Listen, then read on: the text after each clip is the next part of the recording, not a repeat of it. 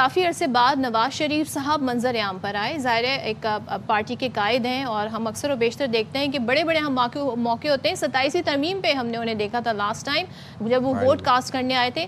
اب ہوا کیا ہے, خاص طور پہ جو ضمنی الیکشن ہوئے تو ضمنی الیکشن میں نون لیگ کو کامیابی ہوئی. اب وہ کہہ رہے ہیں دیکھیں جی ہماری کارکردگی کو ووٹ پڑا ہے اور بیانیہ جو ہے مخالف پارٹی کا وہ ہار گیا ہے. اس کے بعد نواز شریف صاحب سابق وزیر اعظم ان کی انٹری ہوتی ہے اور پھر وہ وہاں پر باقاعدہ ایک تقریر بھی کرتے ہیں.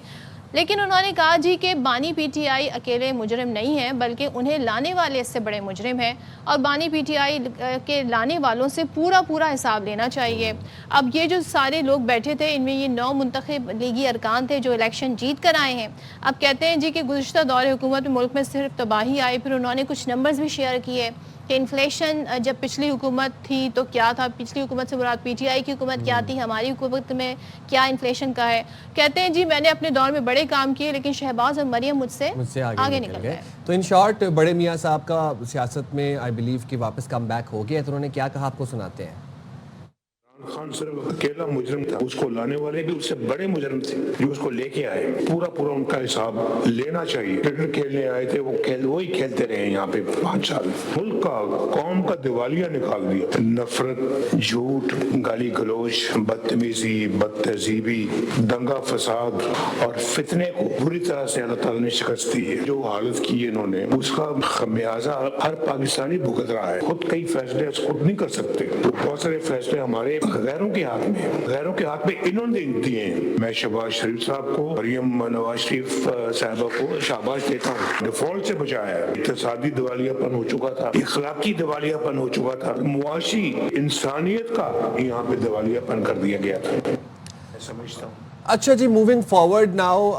اچھا پھر مریم نواز صاحبہ نے بھی گفتگو کی اور انہوں نے یہ کہا کہ ملک میں یہ جو بد تہذیبی کا کلچر عام ہوا, ملک کو دیوالیہ ہونے کا بتایا جا رہا تھا اور دیوالیہ ہونے کے دہانے تک پہنچایا گیا. انہوں نے کہا کہ میں نے, نواز شریف صاحب نے یہ بات کہی کہ میں نے اپنے دور میں بہت کام کیا لیکن مریم اور شہباز میرے سے آگے نکل گئے. مریم نواز صاحبہ نے کہا کہ مخالفین کچھ بھی کہیں, عوام کو اصل اور نقل کی پہچان ہو گئی ہے اور میاں نواز شریف صاحب جو ہیں وہ اس ملک کا پاسٹ, پریزنٹ اینڈ فیوچر ہیں. مزید کیا کہا آپ کو سنواتے ہیں.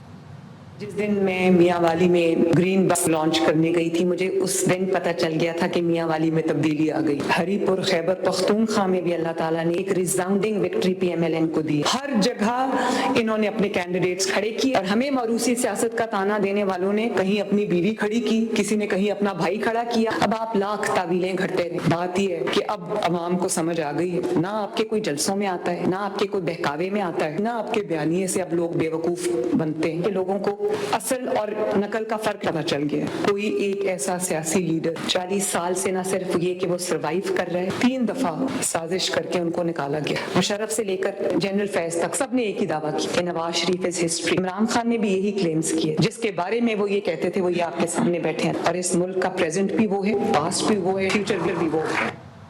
اچھا جی, دوسری جانب ہم یہ دیکھ رہے ہیں کہ ایسے میں ساتھ ہی کچھ حالات ایسے ہیں کہ رپورٹس آ رہی ہیں. اس سے پہلے آپ نے دیکھا ہوگا آئی ایم ایف کا سروے بھی آیا, لیکن اس پہ بھی بات کریں گے. لیکن ہم خاص طور پہ دیکھ رہے ہیں جو ملکی حالات ہیں اس میں دہشت گردی کے واقعات جو ہو رہے ہیں وہ کافی تشویشناک ہیں.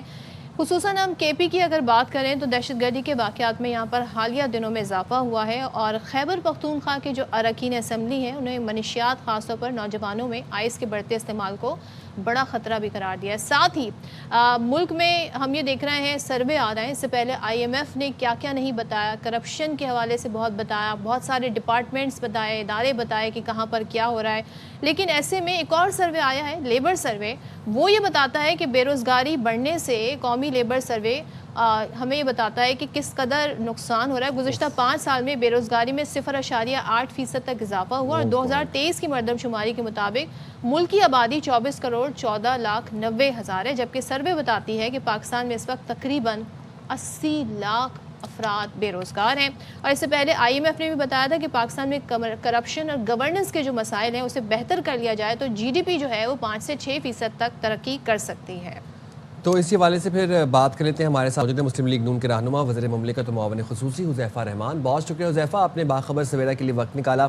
ذرا بتائیے گا, ضمنی انتخابات کے نتائج سے مسلم لیگ نون کافی خوش اور مطمئن نظر آ رہی ہے, سیٹسفائیڈ نظر آ رہی ہے. کافی دنوں بعد نون لیگ کے قائد میاں نواز شریف کا بیان, اس کا واضح ثبوت بھی ہے. کل ہم نے دیکھی بھی ساری تمام تر میڈیا بریفنگ, ان کی پریس کانفرنس. سیاسی سطح پر یہ پیش رفت آپ کو کیا لگتا ہے کہ کتنی اہم ہے؟ جی بہت شکریہ جی. مجھے ایک تو آپ کی آواز کلیئر نہیں آ رہی, لیکن بیچ بیچ میں کچھ الفاظ سے میں آپ کا پورا سوال سمجھ گیا ہوں. اچھا, لیکن جی پہلی بات تو یہ ہے کہ بالکل ضمنی انتخابات کے جو نتائج ہیں, بالکل پی ایم ایل این یہ سمجھتی ہے کہ بڑے خوش آئند ہیں.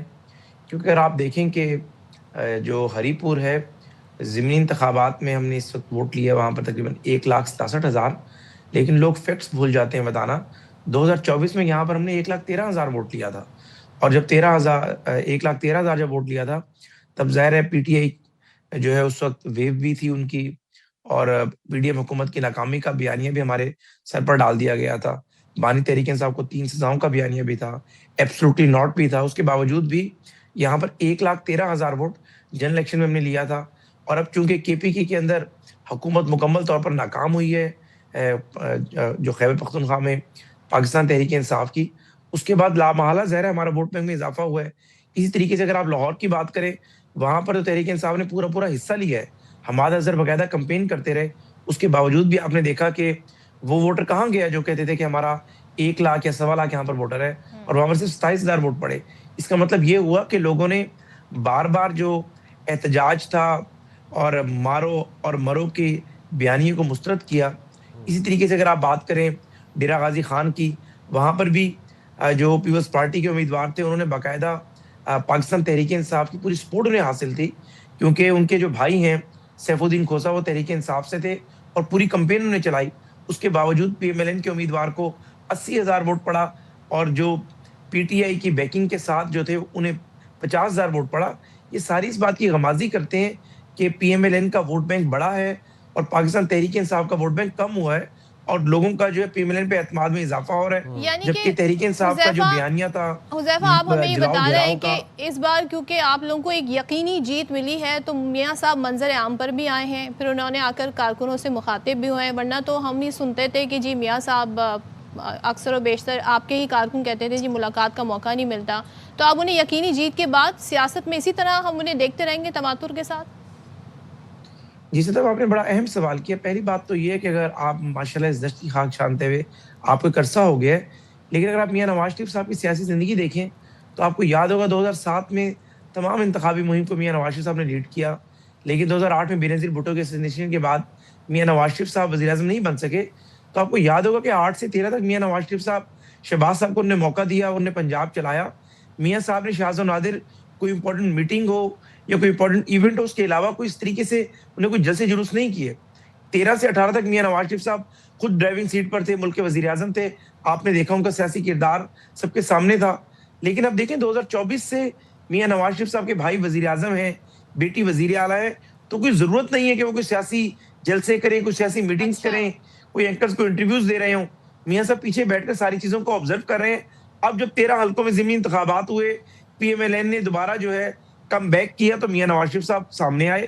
اور آئندہ بھی جب پی ایم ایل این کی سیاسی اسٹریٹجی ہوگی, کوئی جلسے جلوس کرنے ہوں گے یا کوئی انتخابی ماحول ہوگا, تو میاں نواز شریف صاحب نے اسے لیڈ کرنا ہے. اس طریقے سے بنا دینا کہ میاں صاحب خاموش تھے, اچانک سے وہ بول پڑے, بالکل ایسا نہیں ہے. میاں نواز شریف صاحب نے بیسیکلی میں نے ورڈ یوز کیا یقینی جیت کا, تو آئی تھنک وہ کانفیڈنس انہیں اس سے ملا. مجھے ایک چیز بتائیے گا حذیفہ, ابھی مریم صاحبہ کا بھی ہم نے سارٹ سنوایا, وہ بھی اس بات کا اعتراف کریں کہ بے روزگاری ہے. آپ ہی کی گورنمنٹ کے اندر جی آئی ایم ایف کی رپورٹ آتی ہے, وہ کرپشن کے حوالے سے, بیڈ گورننس کے حوالے سے بتاتی ہے. پھر ابھی لیبر سروے آیا ہے, وہ بتا رہا ہے کہ جی کتنے لاکھ لوگ پاکستان میں بے روزگار ہیں. لیکن جو میاں صاحب بیٹھ کے کارکردگی کے حوالے سے اپنا بتا رہے ہیں, وہ کہتے ہیں جناب کہ ہمارے دور میں جی کامیابی تھی, انفلیشن کم تھا. پی ٹی آئی کے دور میں انفلیشن کہاں چلا گیا تھا؟ آپ ہی کے دور میں ہوا کرتے تھے زبیر صاحب, وہ کہتے ہیں جی فیکٹس بتائیں میاں صاحب کو, جب پی ٹی آئی گئی تو 12% پہ تھا انفلیشن, اور جب آپ کی گورنمنٹ آئی پی ڈی ایم کی تو پھر جناب یہ 38 پر چلا گیا. تو ذرا فیکٹس فگر, بہت شکریہ صدف, فیکٹس فگر صحیح ہو جائیں تو پھر میاں صاحب کو بھی حقائق بتاؤں. جی میں 2-3 منٹ لوں گا آپ کے, تاکہ میں آپ کو کچھ حقائق آپ کے سامنے رکھ سکوں. پہلی بات تو یہ ہے کہ صدف میاں نواز شریف صاحب نے 2017 جولائی میں جب ان کی حکومت کو برطرف کیا گیا یا ایک متنازع عدالتی فیصلے کے ذریعے انہیں ختم کیا گیا، گھر بھیجا گیا، انہوں نے اس سے کمپیریزن کیا 2022 کا. 2022 میں آپ کو یاد ہوگا کہ پاکستان تحریک انصاف کی حکومت دنیا کی واحد حکومت تھی جس نے IMF کے ساتھ آفیشیلی ڈاج کیا، اور IMF نے اس کے بعد پوری دنیا کو جا کر بتایا کہ ہم قرض کے متعلق ایک مالیاتی ادارہ ہے اور پاکستان واحد ملک ہے جن نے ہمارے سے مس کمٹمنٹ کی ہے. اور آپ کو یاد ہوگا کہ اس مس کمٹمنٹ کی جو کاسٹ ہے پاکستان نے بڑی ہیوی کاسٹ پے کی. چائنا ہو گیا، سعودی عربیہ ہو گیا، ٹرکی ہو گیا، پاکستان کے دوست ممالک تھے، انہوں نے بھی ہاتھ کھڑے کر دیے تھے کہ جو ملک IMF کو ڈاج کر سکتا ہے لین دین کے حوالے سے، ہم تو چونکہ مالیاتی حوالوں کو اس طریقے سے ٹریٹ کر ہی نہیں سکتے. اگر مالیاتی ایک بڑا ادارہ جو ہے وہ یہ کلیم کر رہا ہے کہ ہمارے ساتھ انہوں نے اتنا بڑا مس کمٹمنٹ کی ہے، تو اس کے بعد ظاہر ہے پاکستان کے دیوالیہ ہونے پہ ایک مور ثبت ہو گئی تھی. اور بانی تحریک انصاف جولائی 2022 میں اگر آپ ان کی تقاریر وغیرہ اٹھا کر دیکھیں یا آپ ان کی زمان پارک میں پریس بریفنگ کو دیکھیں، وہ کہتے تھے کہ پاکستان کنفرم دیوالیہ ہوگا، کیونکہ انہیں پتا تھا کہ میں نے ایسی مائنز بچھائی ہیں کہ اس ملک میں دیوالیہ ہونا ہی ہونا ہے سروے تو اور بتا پاکستان رہے سری ہیں لنکا نا بنے گا. کہ عوام میں اسے بڑی مکمل تعداد کر میں لوں. بے میں روزگار اسی ہے. طرف آ رہا ہوں. IMF تو میں اسی آپ طرف کی آ رہا ہوں. کارکردگی بھی سوال میں اسی اٹھا رہا طرف ہے. آ رہا ہوں. میں اسی طرف آ رہا ہوں. صرف ایک منٹ مجھے مزید دیں گی. اس کے بعد ہم نے کیا کیا؟ ہم نے IMF کا معاہدہ بچایا، اسے بحال کرایا، آپ کے میکرو انڈیکیٹرز کو ٹھیک کیا، جو آپ کے ریزروز 3-4 بلین ڈالر پر آ گئے تھے اسے 20 بلین ڈالر تک لے کر گئے. ڈالر جو 175 سے 330 پر چلا گیا تھا عدم اعتماد کے دوران، اسے 280 پر آ کر روکا. اب اس وقت دنیا کے تمام بڑے ادارے مانتے ہیں کہ آپ کے میکرو انڈیکیٹرز ٹھیک ہو چکے ہیں، لیکن جو بات آپ کر رہی ہیں وہ مائکرو انڈیکیٹر سے متعلق ہے، اس پر کام کر رہے ہیں اور کام ہونا باقی ہے. اور IMF کی جو رپورٹ کی آپ بات کر رہے ہیں وہ صرف فیڈرل گورنمنٹ کے متعلق نہیں ہے اور وہ کرپشن کے متعلق بھی نہیں ہے. اچھا. وہ ظاہر ہے مختلف آڈٹ پیراز ہیں جن کو دیکھتی IMF کے پیسے کی لیکیج ہو رہی ہے. اس کے اندر ظاہر ہے ایک بڑا حصہ سندھ بھی ہے، KP کے بھی ہے، پنجاب بھی ہے. Elite capture لیکن کی اس بات. رپورٹ کو میں یہ نہیں کہہ رہا کہ وہ رپورٹ جو ہے ہم اس کے اوپر غور نہیں کریں گے، اس کو ٹھیک کرنے کی ضرورت ہے. لیکن پاکستان کے اندر آپ نے معیشت کو ٹریک پر چڑھا دیے جو میاں نواز شریف صاحب بات کر رہے تھے. اب میکرو انڈیکیٹرز ٹھیک کرنے کی ضرورت ہے جس میں بے روزگاری ہے، اشیاء خوردنوش کی قیمتیں ہیں، بجلی کی فردر قیمتیں ہیں، ادویات کی قیمتیں ہیں. لیکن میکرو انڈیکیٹرز اگر ٹھیک نہ ہوتے تو آپ آج مائکرو انڈیکیٹرز کی بات نہ کر رہی ہوتی. اور آپ کہہ رہے ہیں بیکاز آف اللہ IMF کی وجہ سے یہ حالات بہتر ہوئے ہیں. اور احسن اقبال صاحب، یہ جو بے روزگاری بڑھ رہی ہے اس کا ذمہ دار بھی IMF کو ٹھہرا رہے ہیں، تو ذرا سا ہمیں یہ سمجھائیں. نہیں، میں IMF نہیں کہہ رہا، میں یہ عرض کر رہا ہوں کہ پاکستان یا تو IMF کے پروگرام میں نہ جاتا. 2016 میں فرسٹ ٹائم ہوا تھا کہ میاں نواز شریف صاحب نے IMF کو خیبات کہا تھا، لیکن 17 میں انہیں فارغ کیا گیا. 18 میں جس طریقے کا ماحول بنا، 19 میں پھر IMF میں گئے، 22 میں IMF کا معاہدہ ہم نے توڑ دیا، پھر 22 میں مجبوری میں IMF کی جو سخت شرائط ہے اس کے ساتھ اس معاہدے کو بحال کرنا پڑا. آج اس کے اثرات ہیں. حذیفہ، یاد ماضی تو عذاب ہے. آپ ہمیں لائحہ عمل بتائیں. قومی لیبر سروے یہ بتا رہا ہے کہ 80 لاکھ افراد اس وقت ملک میں بے روزگار ہیں. لائحہ عمل کیا ہے حکومت کا؟ جی، لائحہ عمل میں آپ کے سامنے رکھ دیتا ہوں. دیکھیں جی، وزیر اعظم صاحب بالکل اس کے اوپر انتہائی سنجیدہ ہیں. جو سرویز رپورٹ آپ نے شیئر کی ہیں یا IMF کی رپورٹ ہے، ہم بالکل ان رپورٹس کو سنجیدگی سے لیتے ہیں اور میں کوئی ان کی کریڈیبلٹی پہ بالکل کوشچن نہیں کروں گا ماضی کی حکومتوں کی طرح. لیکن اب وزیر اعظم صاحب نے ایک پلان یہ کیا ہے کہ میکرو انڈیکیٹرز اب آپ کے ٹھیک ہو چکے ہیں، ریزروز آپ کے ماشاءاللہ اب سیف زون میں ہیں. اب ہم نے مائکرو انڈیکیٹرز کو ٹھیک کرنا ہے. انشاءاللہ تعالیٰ اگلے 3-4 مہینوں میں آپ دیکھیں گے کہ یہ اعداد و شمار بھی بہتر ہوں گے. بے روزگاری کو ہم نے کم کرنا ہے، GDP آپ کا جو ہے اس کو اوپر لے کر جانا ہے. تو انشاءاللہ تعالیٰ آپ ہمیں 1 سال کم از کم دیں. اس 1 سال میں آپ دیکھیں گے کہ مائکرو انڈیکیٹرز کی طرح اب جو ہے مائکرو انڈیکیٹرز جو ہیں آپ کے وہ بھی بہتر ہونا شروع ہو جائے. انشاءاللہ. بہت شکریہ حذیفہ رحمان، آپ نے باخبر سویرا کے لیے وقت نکالا. اور مائکرو انڈیکیٹرز امید کرتے ہیں کہ بہتری کی طرف جائیں اور اس سے اچھی کیا بات ہوگی کہ بے روزگاری ملک میں ختم ہو، جابز کریٹ ہو، امپلائمنٹ اپرچونیٹیز ملے نوجوانوں کو.